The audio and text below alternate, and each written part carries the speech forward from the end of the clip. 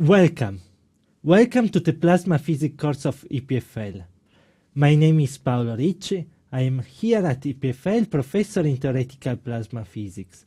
And today I would like to tell you what a plasma is and where plasmas can be found in nature and in the laboratory. I will briefly tell you what the word plasma means, and I will go with you through a brief history of plasma physics. So, what is a plasma? Well, we all know that if you increase the temperature of a solid, then you can destroy the crystalline lattice structure, and you can end up with a liquid. If you furthermore increase the temperature of the liquid, then the kinetic energy of the atoms increases, and the distance between atoms also increases, and what you end up with is a gas. Solid, liquid, gas, the three states of matter that we all know. But what happens when you increase furthermore the temperature?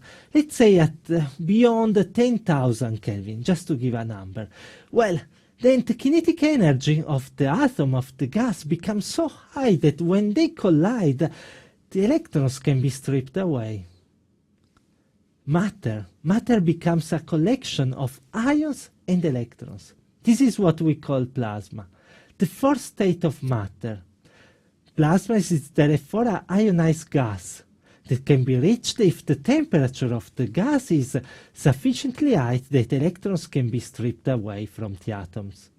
We deal most of the time in our everyday life with gas, liquid, solids. So where are plasmas? Where plasma can be found? Well, actually there are a number of examples of plasmas in nature and in laboratory. To start with, stars. Stars are made of plasmas, and as a matter of fact, most of the visible matter in the universe is in the plasma state. But there are also examples of plasmas in nature on our planet. Here is the lightning. Lightning is plasmas, and there are other examples that can be found in our planet. For example, Aurora Borealis. This is a beautiful evidence of plasmas that can be found on our planet. And there are also man-made plasmas. Neon lamps are an example of plasmas.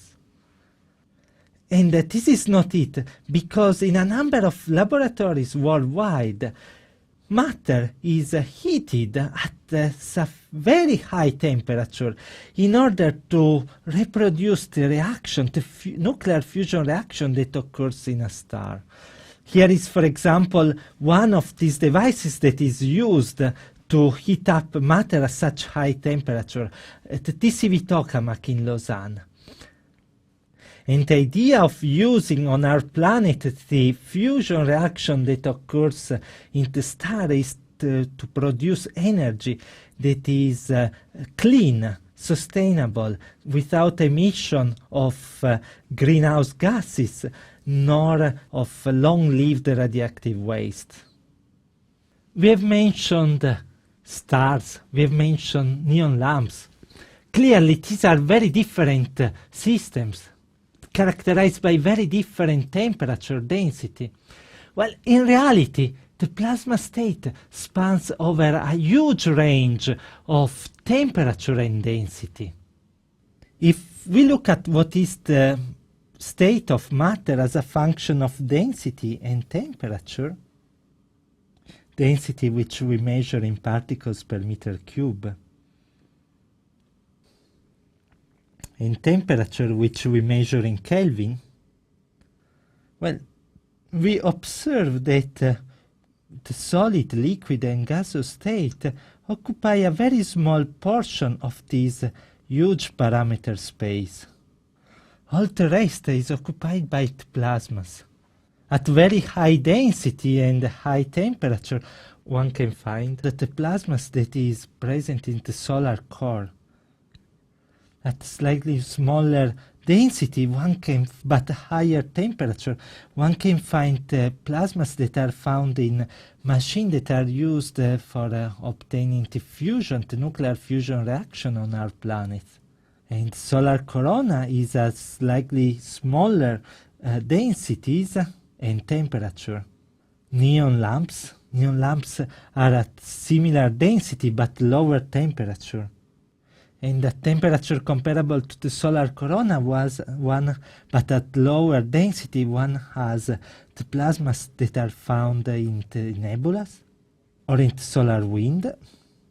And at even lower temperature one can have plasmas that is found in the interstellar space. And the word plasma, where does it come from? What does it mean? It's actually a Greek word that means moldable substance, jelly. It was given by Irving Langmuir, a Nobel Prize winner, one of the pioneers in the study of plasma physics.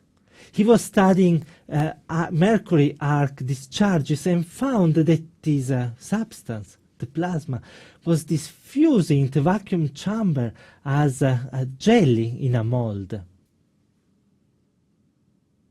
So when did scientists started to work on plasma physics? Well, the earliest studies dates to in the 1920s, 1930s, where a few isolated scientists, among which Irving Langmuir, that I was citing, started to work on ionospheric plasmas because these were affecting radio transmission, and at the same time on gaseous electron tubes. These were devices that were used, for example, to rectify current in the era of before semiconductors. In 1940s, Hans Alfvén, another Nobel Prize working on plasma physics, discovered the magnetohydrodynamics plasma waves, now called Alfvén waves. These are the fundamental waves in plasmas, and Alfvén proposed that they had an impact on the dynamics of astrophysical plasmas. But the largest development of plasma physics came in the 50s, where a few countries, United States, United Kingdom, Soviet Union, started to work on magnetic fusion research, basically on reproducing the reaction that occurs in the stars to produce energy. This was initially an offshoot of the nuclear weapons program.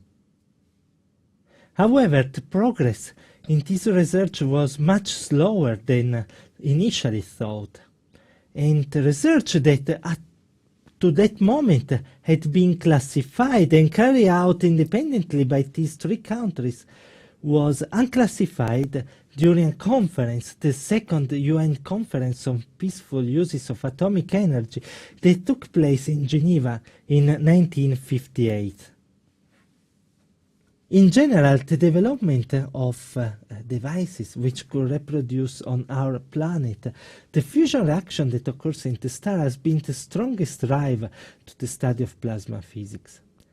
The mainstream research avenue that has been followed is the one of the construction of the tokamak device.